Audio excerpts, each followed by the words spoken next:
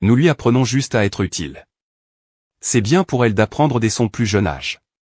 Ne sois pas si dramatique. Dramatique, ai-je répété, n'en croyant presque pas mes oreilles. C'est une fille de 6 ans.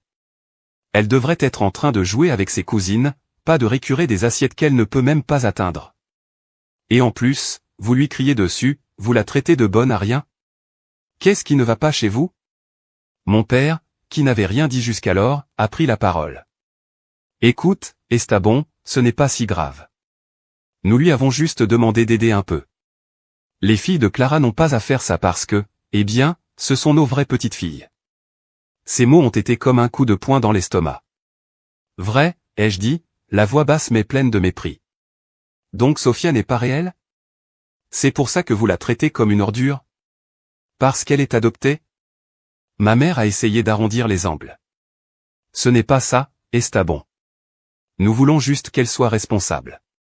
Nous ne la traitons pas mal. Mais ces mots sonnaient creux, faux. Sophia était toujours serrée contre moi, tremblante, et tout ce à quoi je pouvais penser était de la sortir de là. Vous ne l'aimez pas, ai-je dit en les regardant tous les deux. Vous ne l'avez jamais aimée. Vous l'avez toujours traitée différemment, et maintenant ça. Vous la faites laver la vaisselle pendant que vous gâtez les filles de Clara. Quelle sorte de grand-parent fait ça? Mon père a haussé le ton. Ne dépasse pas les bornes, Estabon. C'est notre maison, et ici, nous faisons les choses à notre façon. Si ça ne te plaît pas, prends la fille et pars. Point final. C'était tout ce que j'avais besoin d'entendre. J'ai pris Sophia dans mes bras, attrapé son petit sac à dos, et je suis sorti de cette maison sans regarder en arrière. En marchant vers la voiture, j'ai entendu ma mère crier, « N'exagère pas, Estabon. Reviens ici. » Mais je ne suis pas revenu. Je ne pouvais pas après ce qu'ils avaient fait à ma fille. Sur le chemin du retour, Sophia n'a pas dit grand-chose. Elle était silencieuse, le regard perdu par la fenêtre. J'ai essayé de lui parler, de lui demander comment elle allait, mais elle ne répondait que par monosyllabes. « Papa, pourquoi papy et mamie ne m'aiment pas ?» a-t-elle demandé à un moment, et je jure que j'ai senti le monde s'effondrer. Comment expliquer à une fille de 6 ans que les personnes qui devraient l'aimer la rejettent pour quelque chose d'aussi stupide que de ne pas partager leur sang? Ils ne savent pas ce qu'il manque, ma chérie, ai-je dit, en essayant de paraître fort, bien que j'étais brisé à l'intérieur. Tu es la meilleure chose qui me soit jamais arrivée, et je t'aime de tout mon cœur. C'est ça qui compte. Cette nuit-là, après avoir mis Sophia au lit, je me suis assis dans le salon avec une bière à la main, pensant à tout ce qui s'était passé. La colère ne partait pas. Je me suis souvenu de toutes les fois où mes parents avaient fait des commentaires désobligeants sur Sophia, toutes les fois où ils l'avaient mise de côté tout en choyant Valeria et Camilla. Je me suis aussi souvenu de tout l'argent que j'avais dépensé pour eux, les paiements de l'hypothèque, les factures, les faveurs. Et puis j'ai pris une décision. Je n'allais pas continuer à les aider, pas après ce qu'ils avaient fait à ma fille. S'ils ne pouvaient pas l'aimer comme elle le méritait, ils ne méritaient rien de moi. Alors, j'ai appelé la banque et j'ai annulé les paiements de l'hypothèque de leur maison ainsi que l'allocation mensuelle que je leur envoyais pour qu'ils puissent vivre confortablement. Les jours suivants ont été un défi. Je devais redonner le moral à ma fille, Sophia, car ce que mes parents avaient fait était traumatisant pour elle. Elle ne faisait principalement que dessiner et était plus silencieuse que d'habitude, alors ma routine était de rentrer du travail et de lui apporter des jouets ou tout ce qui pourrait la faire se sentir mieux.